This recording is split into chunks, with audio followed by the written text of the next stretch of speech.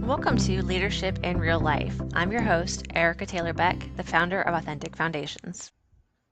Hello, folks, and welcome back to Leadership in Real Life. I am your host, Erica Taylor Beck, and if you are a repeat listener, you may notice that I've had a brief pause in recording episodes. Took a couple months off to focus on some other things, but I am back and I am happy to be here. And today I will be talking about one of the most powerful and underrated leadership tools, leading by example.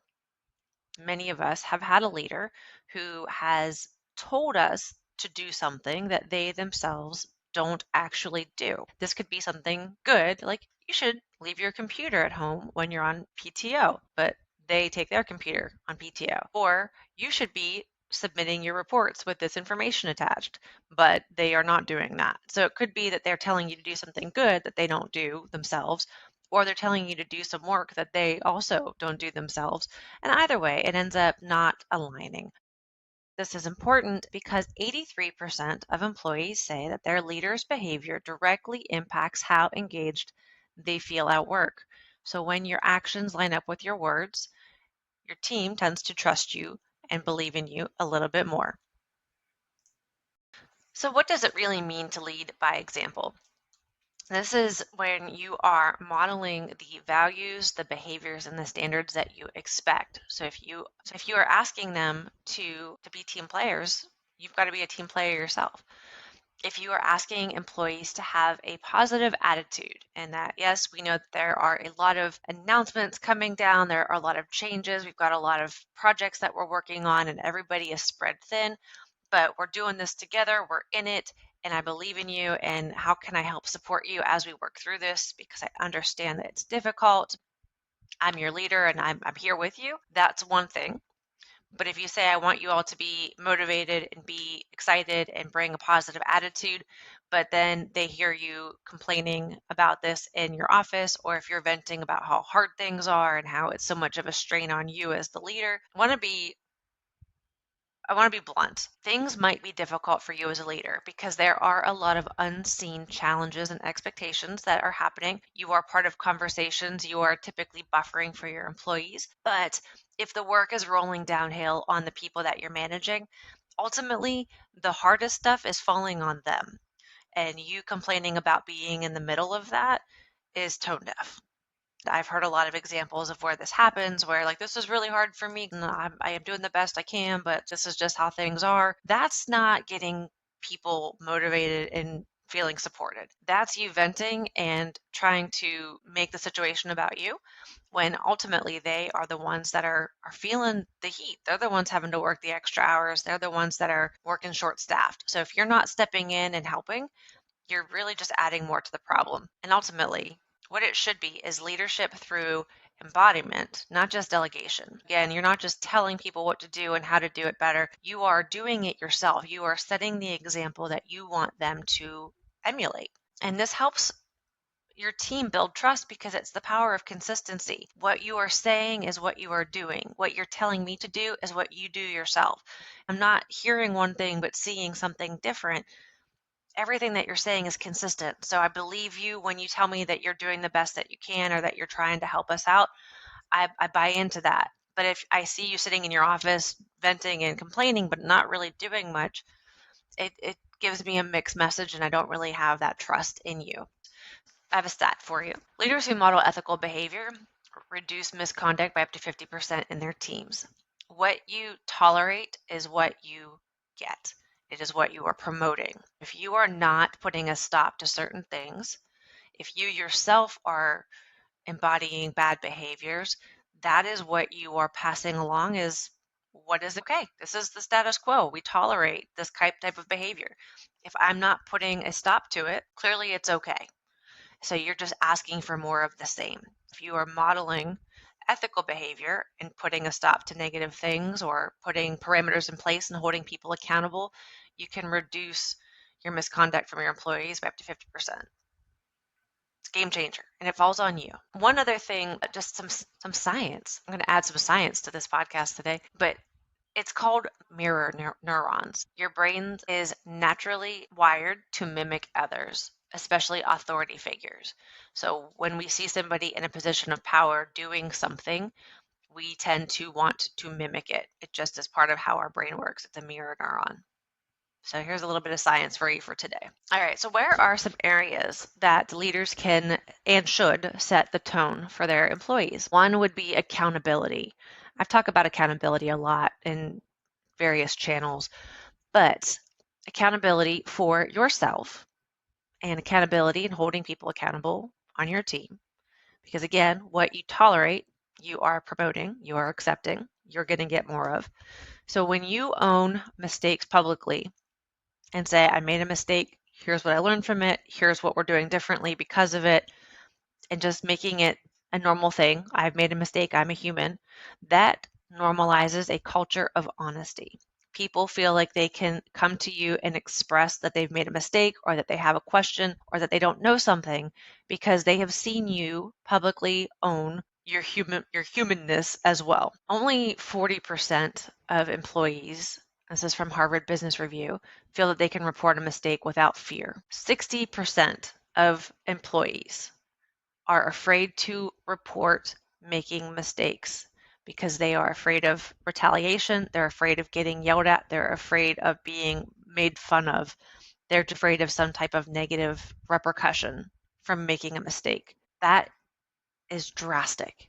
60% of people are afraid to report mistakes. It comes down to you as the leader to create a culture where it's okay to acknowledge mistakes. Mistakes are going to happen whether you like them or not. But if you acknowledge that, yes, we know that they happen, here's how we handle those, here's what we do. We don't yell, we don't freak out, we don't throw things. We address it. We figure out what we need to do to stop the bleeding, and then we figure out what we need to do to prevent it from happening again. It could be training, it could be some shadowing, it could be some documentation, but you figure out what do we need to do to prevent this from happening more than once. Another area is work ethic and boundaries. And this is, again, a positive and a negative thing. We want to emulate not doing bad things, but also doing good things. Some of the good things that we want our teams to do is balance their work and personal time. You want to show both high performance and balance. While you're at work, you want people to give their best. So when you're at work, you should be trying to give your all. Now, I'm going to be honest with you, sometimes your all will vary from day to day, but whatever your all is, when you're at work, you want to dedicate that time to getting work stuff done. But then outside of work, you should be able to disconnect and not be checking your email, not be checking your text messages, not be expecting your manager to call you and harass you for questions or information. Employees should be able to leave work and be able to leave work at work. There are some roles where you need to be on call all the time, but not every role requires that. And if it is a role that does not require being on call, let your employees have time off. You, if you can, should be taking that time off as well and not be checking in. If you are sending emails after work hours, it sets the tone and the precedence that you expect your employees to be sending and responding to emails outside of work hours. That's not usually the perception that you want to be setting. So what I'm asking you to do is to model logging off on time. Not early, too. So if you're somebody who likes to leave early, maybe you're supposed to be at work until 4 o'clock and you consistently leave at 3, maybe 2:30, because why not? I'm the boss. That's also setting a bad example. If you're going to hold your team accountable for clocking out on time, but it's consistent that you never stay until 4, that's noted. People see that. They know that. But if you're somebody who's always staying until 6 o'clock when you should be leaving at 4, that's also noted. And people think, oh gosh, I'm only here till 7, but I probably need to stay until at least 8 because my boss never leaves on time. So if I leave on time, I don't look dedicated enough. I want you to model logging off on time. Take your time off. If it's PTO, paid time off, if it's a health day, if it's a personal day, whatever your organization has, take them. Let people know that you're taking them. Be clear about expectations. I'm taking a mental health day today. I will not be available through phone or email. I will be back online tomorrow.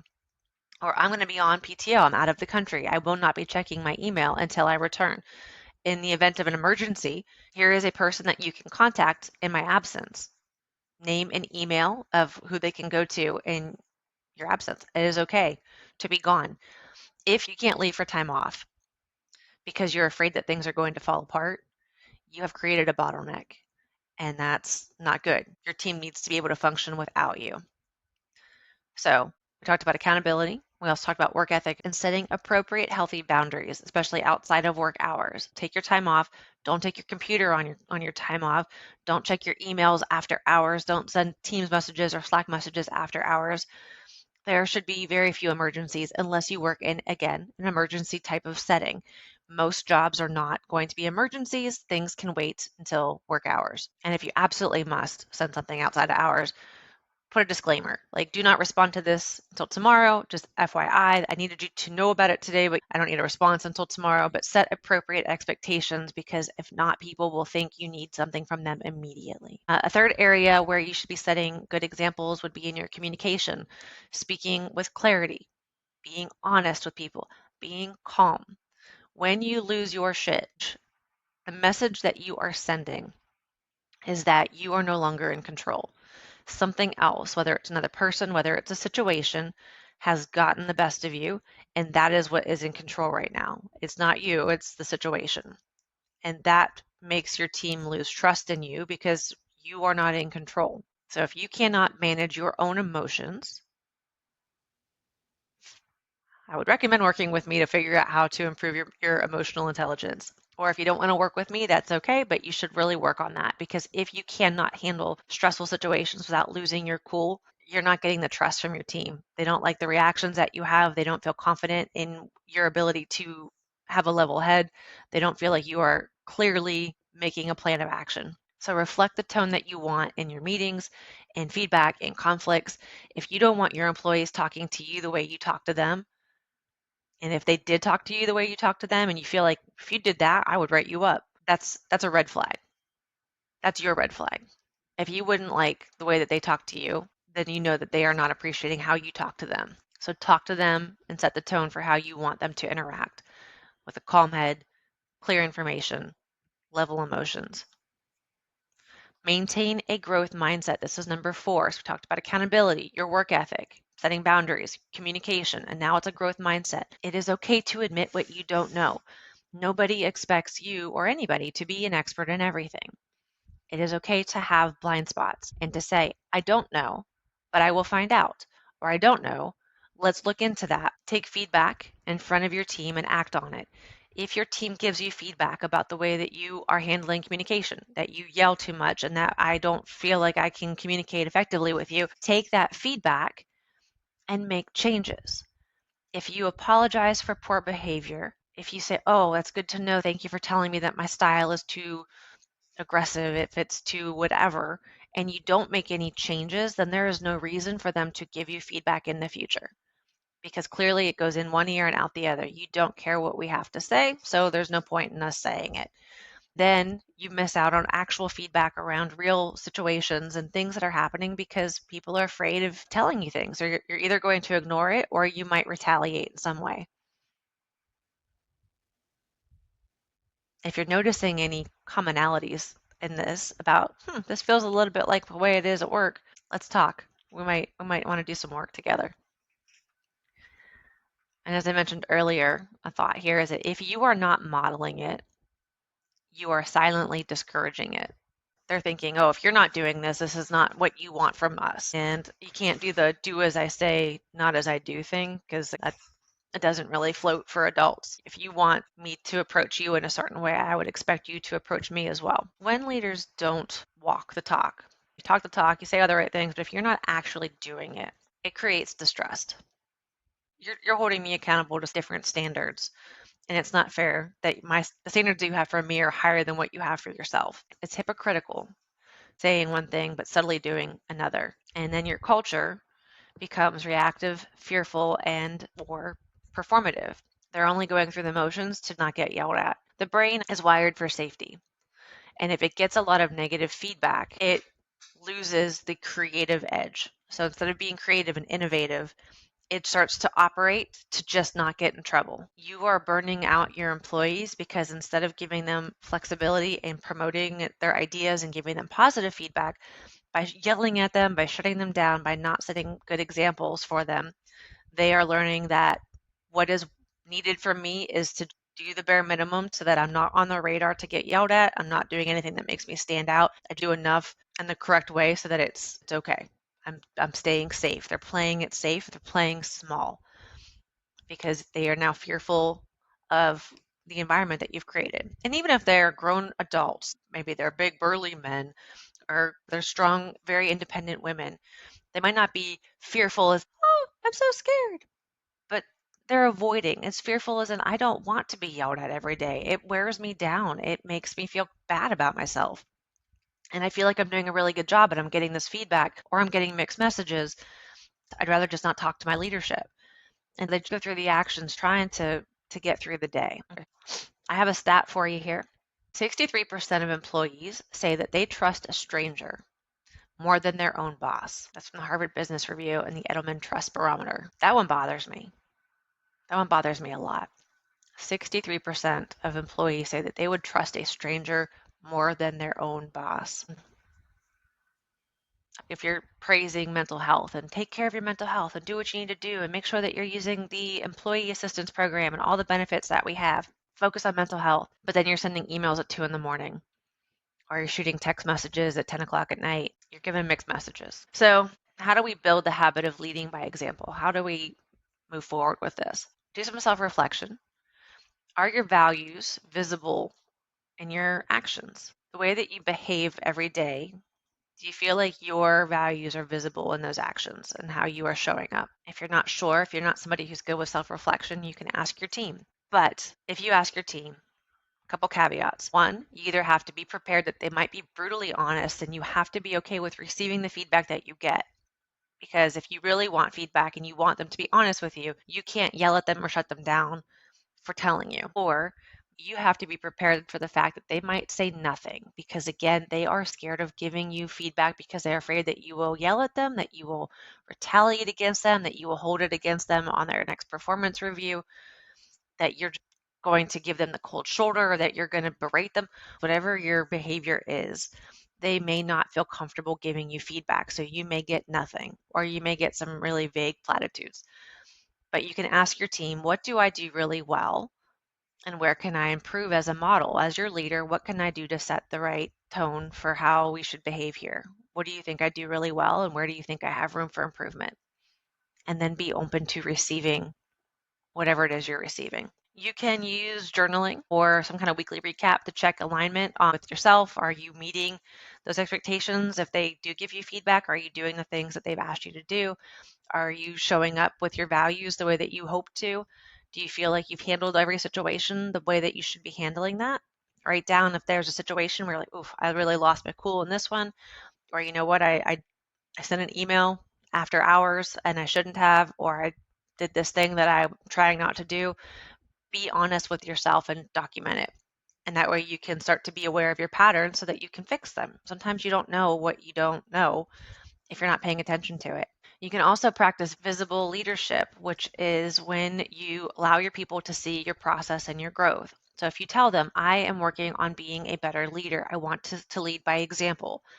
I'm going to not send emails out anymore after this time. Or when I have to give you all an update, here's how I'm going to do it.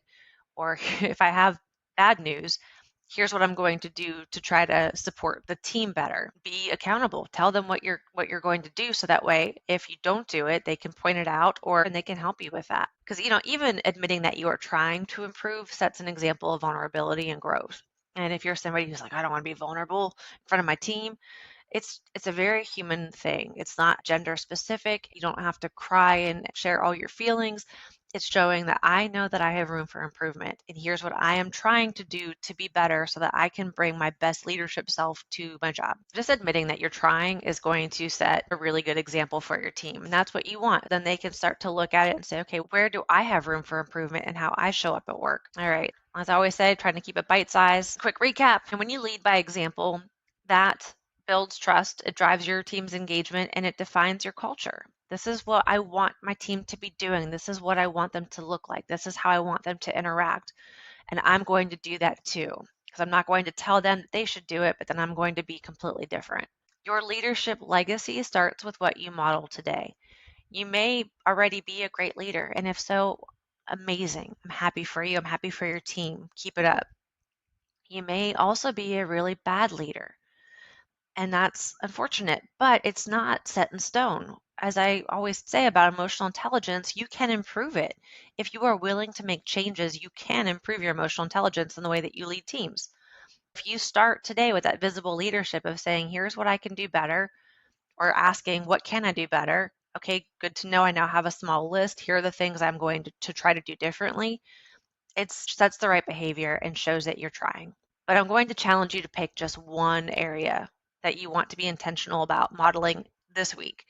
Don't, if you have a list of 5 things or 10 things, don't try to do everything at once. It's going to feel overwhelming and it's going to be too much of a change. Find one thing that you can do differently to be more intentional about leading by example, and invite feedback. Ask for suggestions or reviews, and again, be open to what your team has to say. They do not need a perfect leader. They want a leader who is present and who practices what they preach. With that said, I am here to help. I offer one-on-one coaching, whether it's managing your emotions, if it's anger management, if it is how to communicate more effectively, how to delegate. If you have other questions, I'm happy to have a one-on-one call with you. I also have online courses that you can look at as far as communication and ways to lead with emotional intelligence. So you can take a course. If you have any questions, by all means, please feel free to reach out. But I hope that this was helpful in some ways. Lead by example and then give them kudos when they do the right things. So call it out, give them that positive reinforcement, and help them get out of that critter brain, which is always wired for safety and trying to do enough to not get in trouble. You want to encourage them to be more fulfilled employees. But thanks for listening to Leadership in Real Life. I will catch you on the next episode.